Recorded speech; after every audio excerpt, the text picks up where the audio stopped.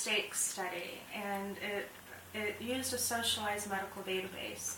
And I think one of the problems with researching abortion, especially in countries like ours, where a woman goes into a freestanding abortion clinic, she has an abortion, she walks out of that place, she never goes back to the same doctor again. That'll be the one time that she visited that doctor, unless she goes back for another abortion. And then she goes to a regular doctor who very often she's not very honest with him about her abortion history. I know I wasn't. I went to a doctor.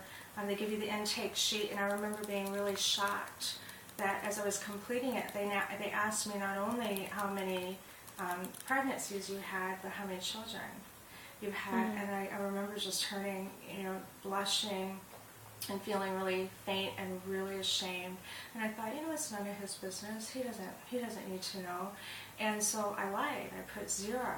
And it wasn't until he was doing my physical exam when he saw the scar on my cervix from the injury that I had during my abortion, something I didn't even know had happened. And he asked me, he said, have you had an abortion? And I said, how can you tell? Just by looking at me. He said, you have a 2-inch scar on your cervix. And he said that damage is only consistent with one thing. It's an injury from an abortion. So, these girls don't go back to the same doctor. They go to somebody completely different. And a lot of times their abortion history is lost. But in that Finland study, one of the things that's really good about it is that they have a socialized medical database. So everything that girl had done in Finland was put in the same medical record. And they can very clearly tell the difference between the girls who chose to have an abortion and the ones who chose to have their babies. And it's very good data that they're getting. Did you have some of the information from that? Yeah, I don't have it with me, but... Yeah, we have just kind of like a summary of the results of that study. One of the things that came out of that study is that they were able to identify that women who chose to have an abortion were 6.9 times more likely to commit suicide than the girls who chose to have a baby. They've used similar databases like that to do another study that found that abortion is 3.9 times more risky in terms of death than choosing to have the baby. And that's something that's being used the opposite way. The abortion industry is saying that it's safer to have an abortion than it is to have a baby. But that's not what this research is showing. It's showing that when you pool all of the risks, not just the immediate physical risks of injuries during the procedure itself and dying at the moment of the procedure, when you include all those mental health issues, the increased risk of suicide, the risk-taking. Girls are using alcohol and drugs to medicate their pain after an abortion. They're more likely to have accidents. They're more likely to do a lot of what I would call risk-taking behavior that's really kind of borderline suicidal, even if they're not overtly suicidal. And during the 4 years after my abortion, I don't remember consciously thinking about suicide during that first 4 years, but when I hit rock bottom and I attempted to commit suicide, I very clearly, I asked myself a question. I thought, when was the last time you were happy? And I thought, oh yeah, it was before you killed your baby. And I knew, that moment was so crystal clear to me that from the day I'd had that abortion, I hadn't had a moment of joy. And all I wanted was for the pain to be over. And I realized that during that 4 years, I had been struggling with what they call suicidal ideation. It was a temptation to want to die. Even though I wasn't consciously thinking of killing myself, that entire 4 years, I was struggling with that desire to die, that wish that maybe I would just die, until I finally attempted to commit suicide. So, it's so damaging, and I talk to just hundreds and hundreds of women every year. In the 6 years that I've been here, that's amounted to thousands of women. Many of them were post-abortive or have had multiple abortions, and they are damaged. They are damaged. I have yet to see anybody, not a single person, who would tell you, oh, what a great experience that was, and I felt very empowered, and I'm so glad that I was able to do that. all of them was like, I would never repeat that if I could avoid it. They talk about, they can't talk about it without crying. They express the regret, the remorse, even if they think that not being pregnant was the best thing for them at that moment. They'll say the experience of the abortion was just soul deadening. So what were you feeling right after you had your abortion? When I was walking in the door, I think I was feeling what a lot of young girls do. First of all, who thinks about this? Mm-hmm. It's not supposed to happen. You watch the movies, and, everybody has sex, nobody gets pregnant. Everybody has sex, nobody gets an STD. You just think, if I'm using birth control, if I'm doing everything the way that they say to do it, I'm not going to be one of those stupid girls that ends up pregnant. And so I didn't expect that was going to happen to me.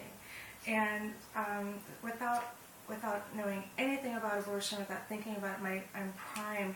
Our culture primes us to think of abortion first. You can't be pregnant, you're too young, it's going to be too hard, it's going to ruin your life. What do you hear, all the time? And so those things were what I was thinking about when I was walking in the door. I really wasn't thinking about the baby. And as I was walking in the door, my conscience began to needle me. And finally my conscience began to kick in strong enough that it was overriding the fear that I was feeling about the pregnancy. And my conscience was just needling me, and I thought, why is this bothering me? They say it's okay. They wouldn't let you do something that's really wrong.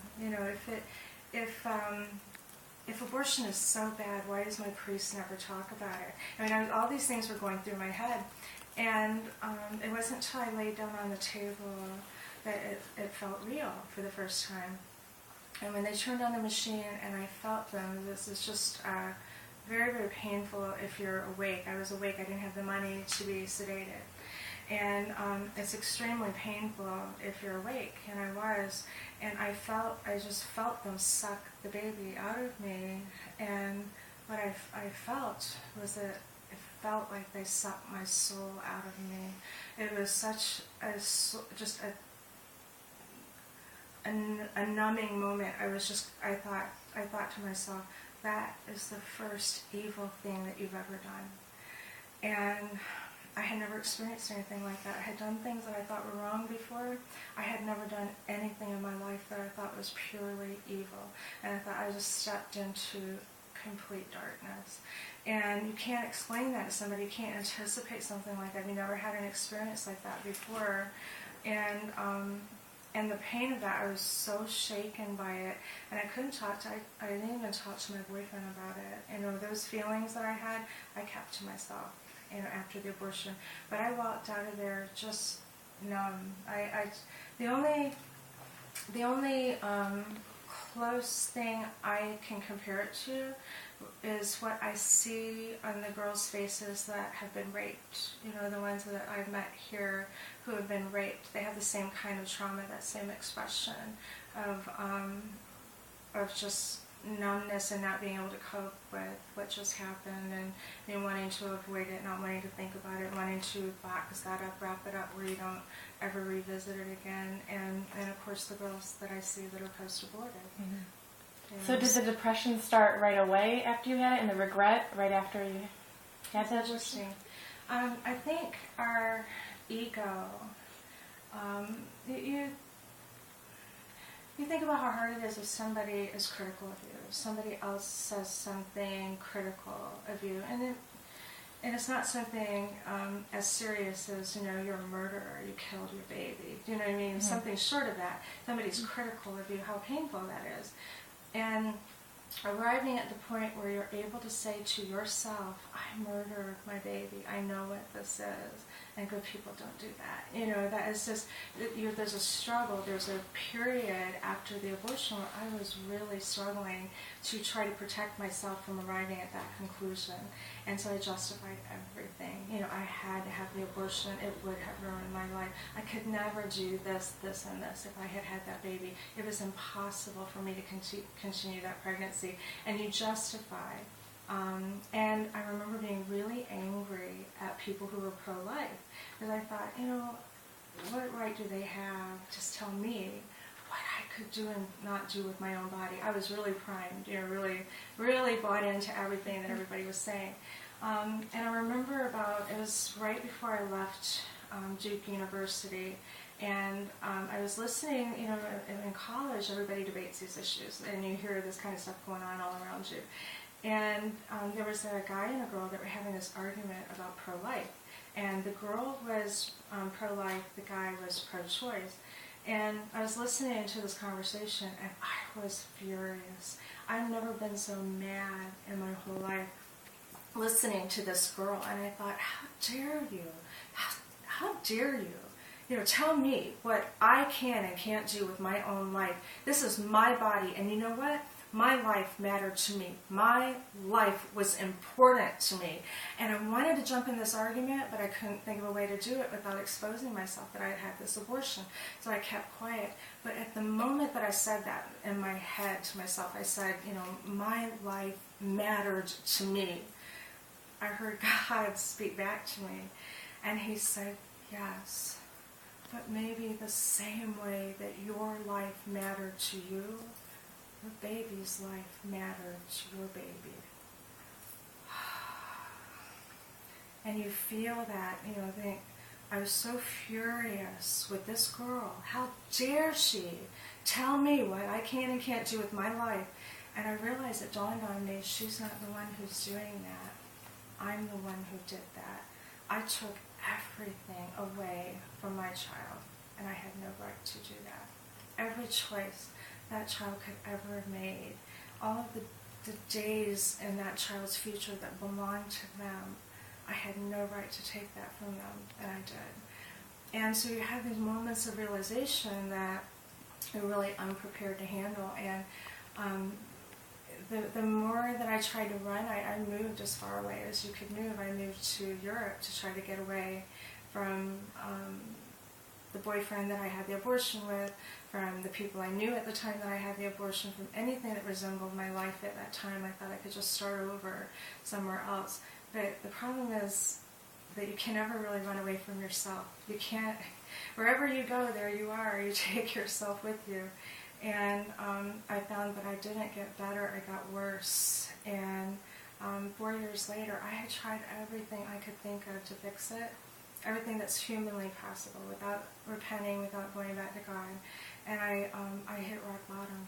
And with even the medical professionals, the people that treat depression and anxiety and these kinds of things, by and large, they are unprepared by the psychiatric industry, by their own professional organization. They're taught that post-abortion stress is a myth. It's a syndrome. And so if they're dealing with a girl who has depression and anxiety, they look for other sources. They don't actually help her get to the root cause of what was so damaging to her. And if you don't ever go back and deal with the root cause, you can't fix the problem. So, Linda, who are you gonna? I'm just trying to see who's out here. What's that? I'm just trying to see if everybody gone. I heard somebody go out the door. All right.